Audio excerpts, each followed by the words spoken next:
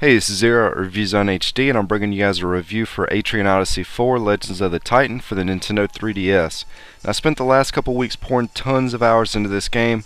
I'm not exactly sure how many because there's no game clock, but according to my stats, I took 9,000 steps, defeated over 900 enemies, but I've only discovered a quarter of the game's item and enemy population. Case in point, this is an extremely long game. During my first impressions video, I talked a little bit about creating the maps using the paint-like tools and the job classes found in the game, so I won't be going through all that again in this review. Instead, I'm going to focus on what this game does well: its storytelling, game difficulty, and value. The storyline's pretty simple. You're leading a group of adventurers seeking fame and fortune in uncharted lands, and you must prove your worth before the shops and city that you stay in between missions decides to help you along your way.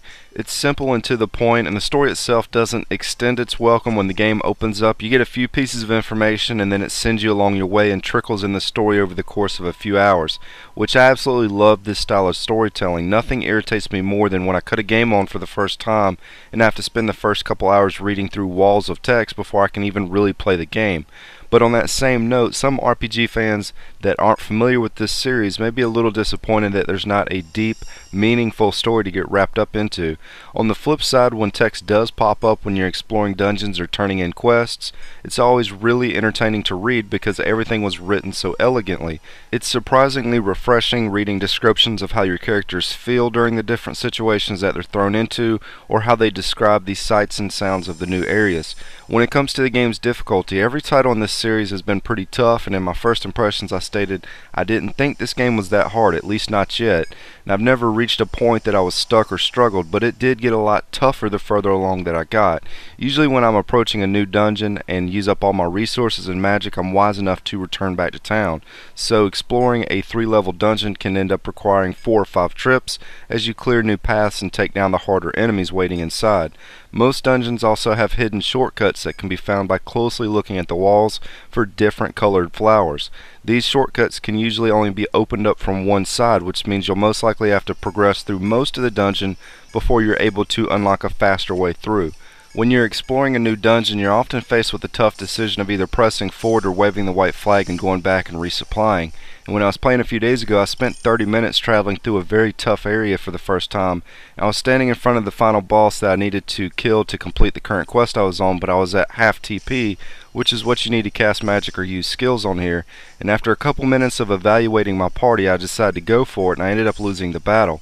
And when you get a game over, it will wisely save all the map that you traveled through and anything that you may have changed or added to it, but you lose any XP or items that you may have gained since the last save, so I just lost all 30 minutes of progress in the game.